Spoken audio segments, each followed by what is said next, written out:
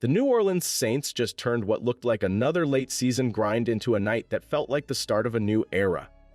Inside the Superdome, this was not some random spoiler win that people forget in a week. It felt like the moment a team finally found its heartbeat again. Every snap was loaded with pressure. Every throw from Tyler Shuck felt bigger than the score, and when the clock hit 0, it did not feel like relief. It felt like a door opening to something that has been missing in New Orleans for a long time. This game was the first time a lot of people looked at Tyler Shuck and thought this might be the guy actually changes everything. He stood in behind a shaky line, watched key teammates leave with injuries, went into the tent himself, then came back and calmly drove the offense when the whole stadium knew every mistake could end the night. He completed over 70% of his passes, pushed the ball down the field when it mattered, and set up Charlie Smith for a cold-blooded game-winning kick that sent the building into a roar. While the spotlight stayed on the quarterback, you could already feel that this story was bigger than one throw or one kick, because names like Chase Young were about to force their way into the conversation too. What makes all of this so powerful is where the Saints are coming from. Since Drew Brees walked away, this fan base has watched season after season of short-term fixes at quarterback, coaching changes, and hope that never really stuck. Now they have back-to-back wins over the Tampa Bay Buccaneers and the Carolina Panthers, both games where Tyler Shuck had to make real pressure throws and the defense had to close the door. The big question hanging in the air tonight is simple but huge. Is this just a fun little run? Or is this the first real sign that New Orleans is finally ready to stop playing spoiler and start building a problem for the rest of the NFC South? But before we get into that, hit that like and subscribe button for more Saints and all the NFL content.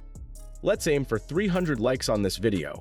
The New Orleans Saints just punched a hole in the idea that they are only here to ruin someone else's season, and that is the part nobody is really talking about yet. Beating the Carolina Panthers in December is one thing. Beating a Panthers team that was still pushing for the division is something very different. Add that to the recent win over the Tampa Bay Buccaneers, and you suddenly have a team that is landing shots right at the top of the NFC South instead of hiding at the bottom of the standings. For a fan base that has lived through 5 straight years without a playoff run since Drew Brees retired, this kind of win hits on a deeper level. In that time, the Saints have cycled through 9 different starting quarterbacks and 3 head coaches, including interim boss Darren Ridzi, trying to find any mix that would stick.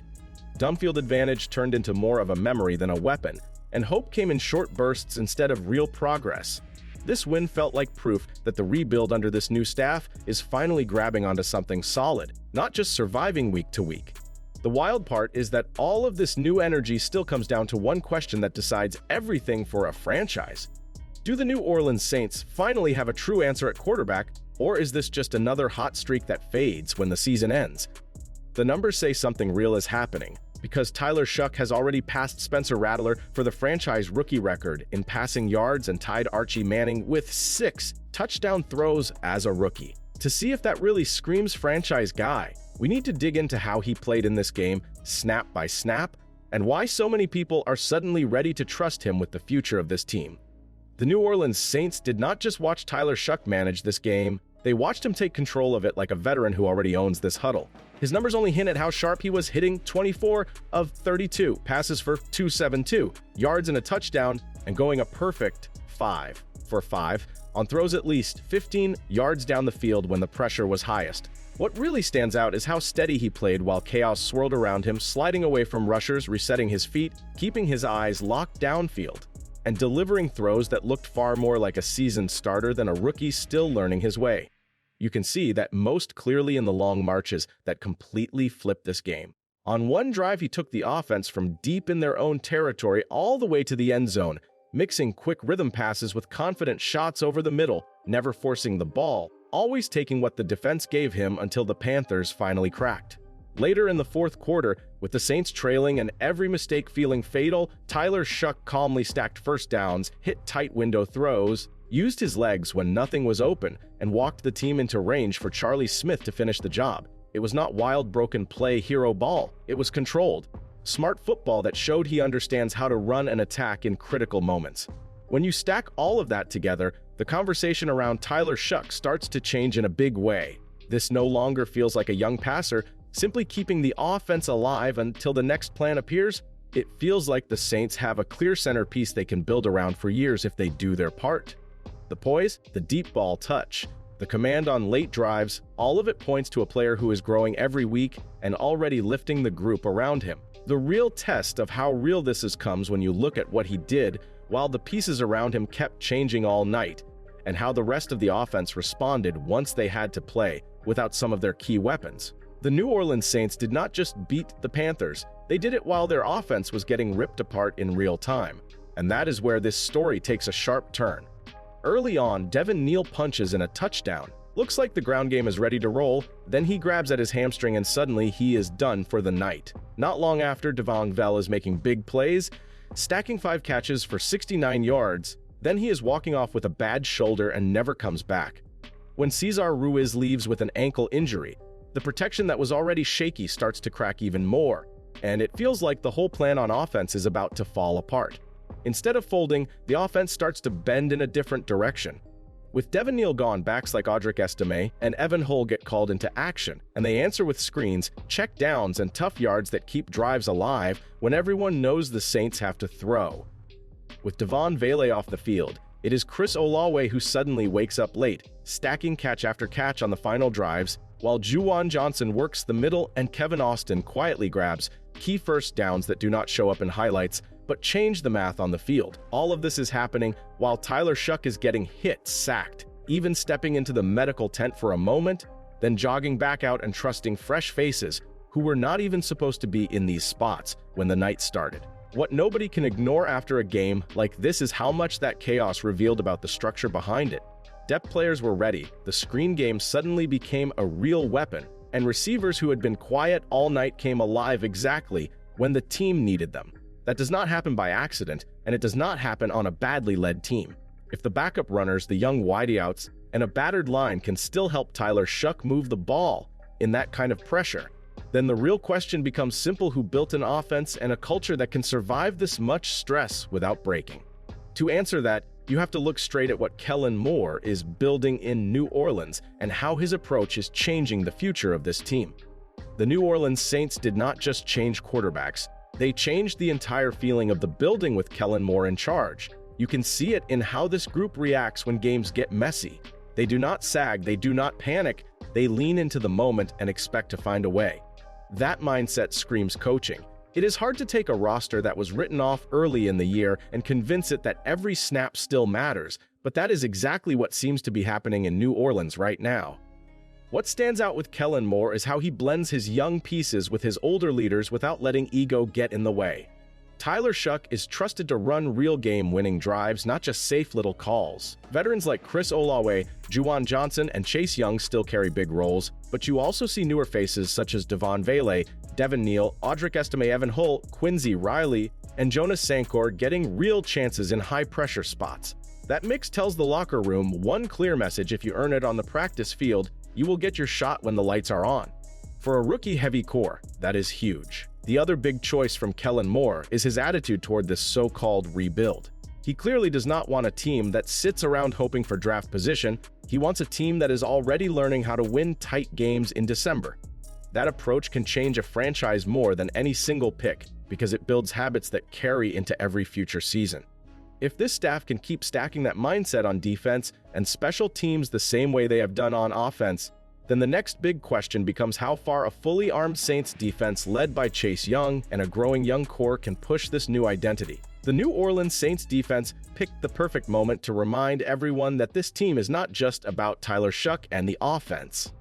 When the game tightened and the crowd was holding its breath, Chase Young started wrecking plays in a way that completely changed the tone on the field. On one huge snap late in the game, he drove the tackle straight back, shed the block, and dragged Bryce Young down for a sack that felt like a gut punch to the Panthers. That was not a lucky bounce, that was a star pass rusher acting like the closer for a defense that badly needed a big moment. What makes it even more serious for the future is how often Chase Young is doing this now. He is already sitting on 6 sacks this season and closing in on his career best of 7.5. But the bigger story is when those plays are happening. His hustle stop on a long Bryce Young scramble, his hits on the quarterback, his tackles for loss, they all came when the Panthers were trying to steal back control. Around him, the rest of the unit backed it up. Demario Davis kept the back end lined up, Quincy Riley bounced back from early mistakes to contest throws, Kool-Aid McKinstry stayed steady on his side, and Jonas Sanker along with Jonathan Bullard filled lanes and cleaned up tackles when Carolina tried to lean on the run. The crazy part is that this defense did not even lean on heavy blitz pressure to get those stops. Most of the time, it was 4 rushers winning up front and everyone else trusting their job behind them, which is exactly the kind of formula that holds up when the stakes rise in future seasons. When your edge rusher can close, your young backs like Quincy Riley and Jonas Sanker can handle big snaps, and your veteran leader Demario Davis keeps the communication clean, you are building something that can support a young franchise quarterback for a long time. And once this unit forced that final stop, the entire night boiled down to one more phase of the team, the leg of Charlie Smith, and whether the new kicker story in New Orleans would live up to the pressure of a game-winning moment. The New Orleans Saints trusted the entire night to the right leg of Charlie Smith, and the crazy part is how calm he made that moment look. The stadium held its breath when the offense finished its work and the field goal unit jogged on, but you could almost feel the mood flip as soon as Charlie Smith lined up over the ball. The snap was clean, the hold was smooth, and the kick sailed through like it belonged there, not as a lucky break, but as the ending of a drive that started the second Tyler Shuck took over. In a building that remembers big moments from players like P.J. Williams, that roar after the ball cleared the uprights felt like a sign that the Superdome might finally be ready to scare opponents again. What makes this even more special is how unlikely the path has been for Charlie Smith. This is an Irish-born kicker who arrived through the international player pathway, a guy who not long ago was teaching and planning his next step in school instead of lining up in an NFL stadium.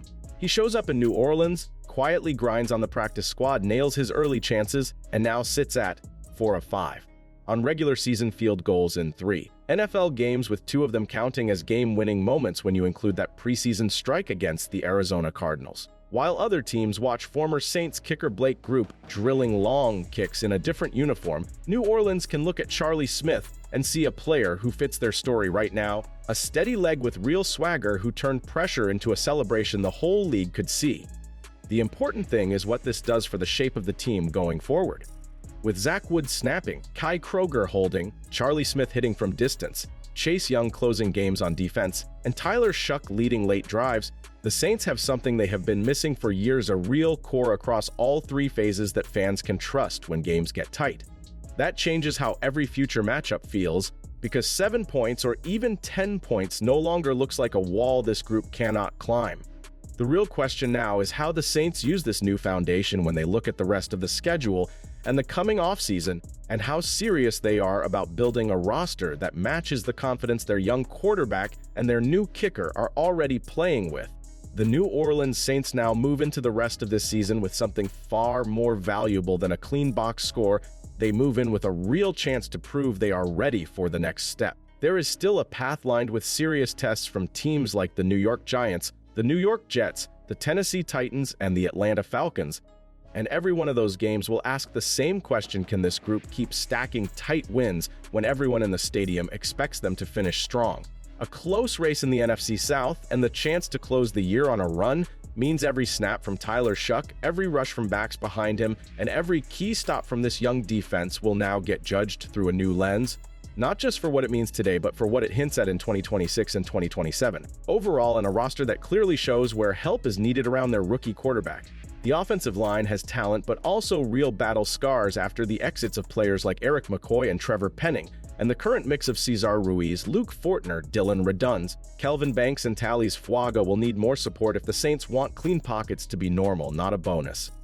The skill group has stars in Chris Olave and rising names like Devon Vele, but the depth chart still needs fresh juice at receiver and in the backfield as Alvin Kamara gets older and Kendra Miller fights to stay on the field. With a high pick and more selections behind it, New Orleans can chase a blue-chip pass catcher such as a player in the mold of Carnell Tate or another explosive wideout, add a young back to pair with Devin Neal and Audric Estime, and bring in another defensive difference maker to play beside Chase Young, Quincy Riley, and Jonas Sanker. All of that turns this moment into something bigger than one comeback over Carolina. It turns it into a starting line. If the Saints use this offseason to lock in protection for Tyler Shuck, add more trustworthy targets with Juwan Johnson, Kevin Austin, Evan Hull, and keep stacking tough defenders next to leaders like Demario Davis, they can walk into next year as a team that expects to control this division instead of chase it.